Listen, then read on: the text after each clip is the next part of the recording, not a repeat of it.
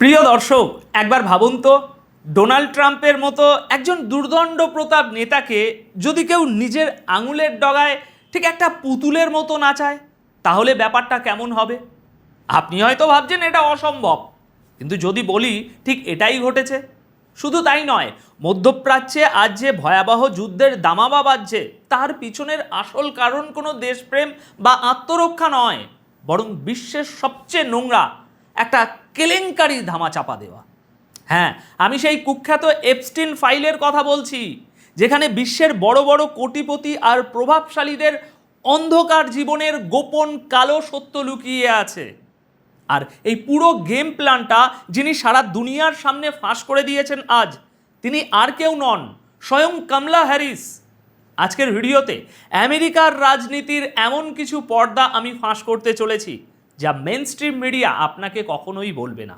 আমি গ্যারেন্টি দিচ্ছি, আজকের এই কয়েকটা মিনিটের ভিডিও বিশ্ব রাজনীতি দেখার প্রতি আপনার দৃষ্টিভঙ্গি চিরকালের জন্য বদলে দেবে। তাই ভিডিওর একটা সেকেন্ডও স্কিপ করবেন না, কারণ শেষ পর্যন্ত না দেখলে আপনি হয়তো এই শতাব্দীর সবচেয়ে বড় রাজনৈতিক স্ক্যান্ডেলটা মিস করে যাবেন।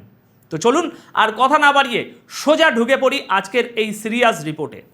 প্রিয় দর্শক, আজকের এই খবরটা কিন্তু খুবই সিরিয়াস, হ্যাঁ প্রচণ্ড সিরিয়াস।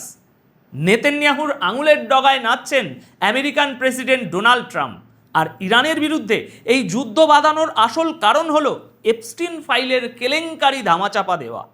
এই দাবিটা খোদ আমেরিকা থেকেই উঠছে, আর যিনি এই দাবি করেছেন তিনি যদি গত নির্বাচনে জিততেন, তাহলে আজ ডোনাল্ড ট্রাম্পের জায়গায় তিনিই হতেন আমেরিকার প্রেসিডেন্ট।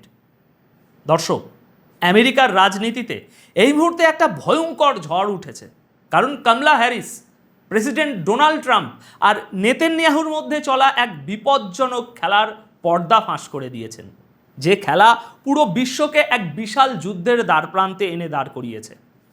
দেখুন, এতদিন পর্যন্ত এই এপস্টিন ফাইলের ব্যাপারে যা যা শোনা যাচ্ছিল, সেগুলো কেবলই অভিযোগ মনে হচ্ছিল না যেন বাইরে থেকে কেউ এসে একজন অভিযোগ তুলছে বিভিন্ন মানুষের নামে।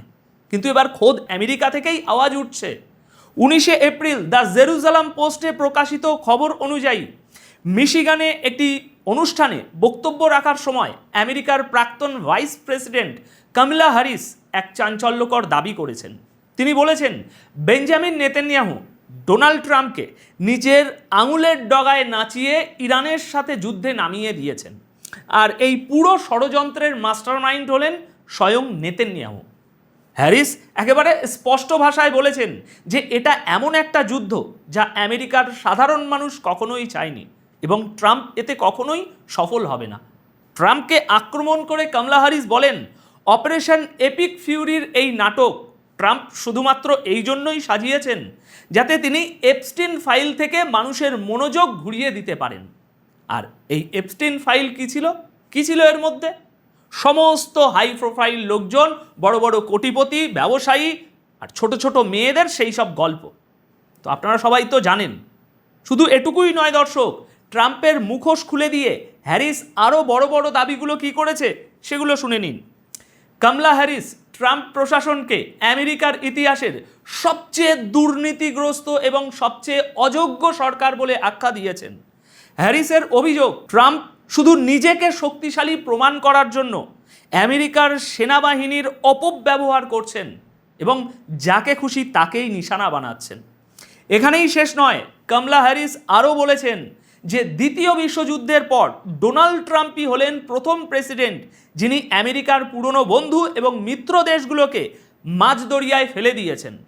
কমলা হ্যারিস অভিযোগ করেছেন যে ডোনাল্ড ট্রাম্প আন্তর্জাতিক আইন, আন্তর্জাতিক নিয়মকানুন এবং অন্যান্য দেশের স্বাধীনতা ও সার্বভৌমত্বের এটুকুও তোয়াক্কা করে না, আর এর ফলেই আজ সারা বিশ্বের চোখে আমেরিকা একটি অবিশ্বস্ত দেশে পরিণত হয়েছে। দেখুন দর্শক, কমলা হ্যারিসের এই বয়ান এটা একেবারে পরিষ্কার করে দিয়েছে যে খোদ আমেরিকার ভিতরেও এবার ইরানের উপর ট্রাম্পের নীতি এবং নেতানিয়াহুর সাথে তার আততের বিরুদ্ধে বিদ্রোহ শুরু হয়ে গেছে। এখনও এমন অনেক কথা আছে যা আগামী দিনে বেরিয়ে আসবে। ইরানের বিরুদ্ধে যুদ্ধ শুরু করাটা ছিল একটা মস্ত বড় ষড়যন্ত্র, আর ট্রাম্প একজন মাফিয়া বসের মতো কাজ করছেন। কমলা হ্যারিসের এই বড় পর্দাফাঁসটাকে এবার 19শে এপ্রিল ইসরায়েলের বিখ্যাত সংবাদপত্র মার্ভের চোখ দিয়েও একটু বুঝে নেওয়া যাক, কারণ এতে আগের এই এক দুটো তথ্যের পাশাপাশি কমলা হ্যারিসের ওনার তরফ থেকে বলা আরও কিছু অতিরিক্ত কথাও ছাপা হয়েছে। এই বিষয়ে ইসরায়েলি মিডিয়া কি বলছে সেটা পড়াটাও কিন্তু খুব জরুরি। দর্শক, জো বাইডেন সরকারের আমলে আমেরিকার ভাইস প্রেসিডেন্ট থাকা কমলা হ্যারিসের নীরবতা অবশেষে ভেঙেছে। তিনি প্রেসিডেন্ট ডোনাল্ড ট্রাম্পের বিরুদ্ধে এমন একটা ফ্রন্ট খুলেছেন যা আমেরিকা থেকে শুরু করে ইসরায়েল পর্যন্ত রীতিমতো শোরগোল ফেলে দিয়েছে। ট্রাম্পকে দুর্নীতিগ্রস্ত, নিষ্ঠুর এবং ব্যর্থ বলে উল্লেখ করে হ্যারিস সরাসরি অভিযোগ করেছেন যে নেতানিয়াহু ট্রাম্পকে নিজের আঙুলের ডগায় নাচিয়ে ইরানের যুদ্ধে ঠেলে দিয়েছেন। মিশিগানে দেওয়া এক কড়া বিবৃতিতে কমলা হ্যারিস সাফ কথায় বলেছেন যে ডোনাল্ড ট্রাম্প এটাও জানেন না যে আসল ক্ষমতা বা রিয়েল পাওয়ার আসলে জিনিসটা কি।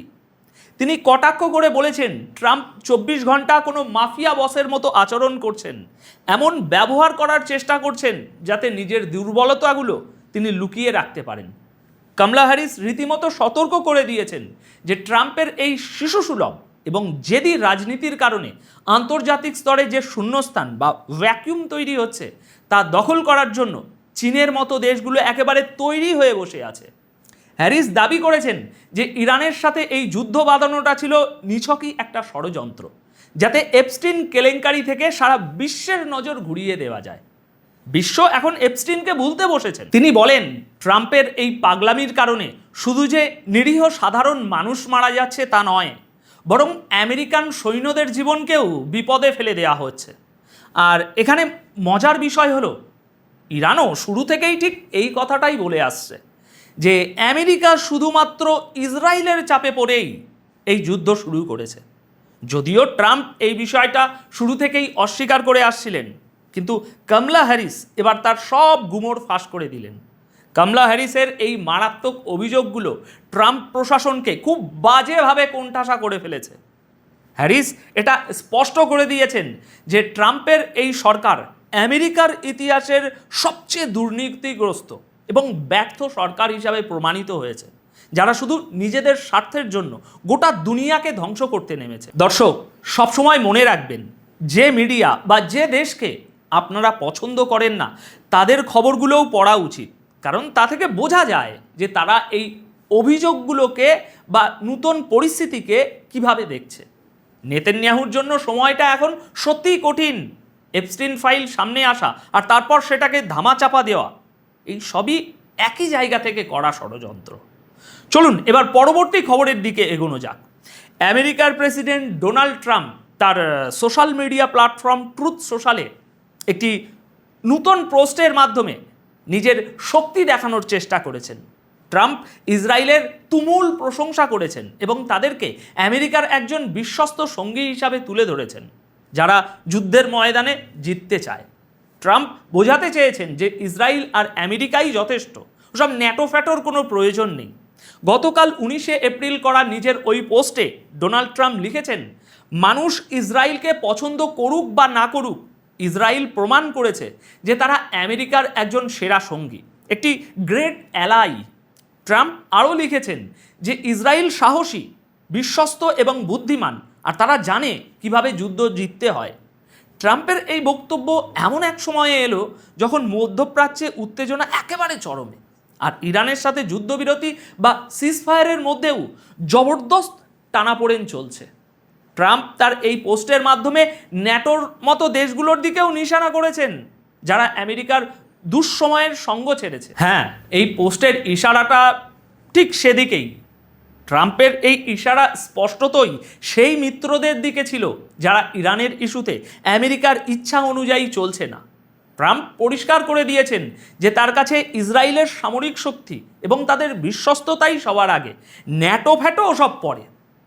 দেখুন দর্শক, বিশ্ব রাজনীতির এই দাবার বোর্ডে যা আমরা খালি চোখে দেখি, আসল খেলাটা কিন্তু তার চেয়েও অনেক অনেক গভীরে চলে। এই যে ট্রাম্পের ইসরায়েলকে সাহসী বা বিশ্বস্ত বলার পিছনের যে রাজনীতি, আর কমলা হ্যারিসের এই চাঞ্চল্যকর খোলাসা এগুলো কোনো বিচ্ছিন্ন ঘটনা নয়, এগুলো হলো সেই সুতোগুলো যা দিয়ে আন্তর্জাতিক রাজনীতির পুতুল খেলা নিয়ন্ত্রণ করা হয়।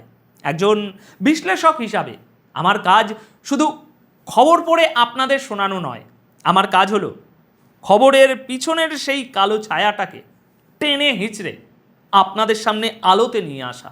আমি সবসময় চেষ্টা করি আপনাদের সেই দূরদৃষ্টি বা ভিশনটা দেওয়ার, যাতে কোনো রাজনৈতিক নেতা বা কোনো দেশের প্রপাগ্যান্ডা আপনাদের বোকা বানাতে না পারে।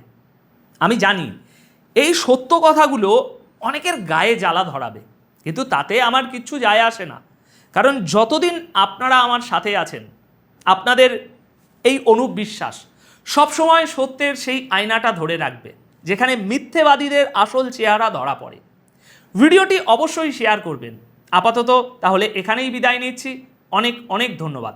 আপনারা নিরাপদে থাকবেন, সচেতন থাকবেন, সবসময় ভালো থাকবেন।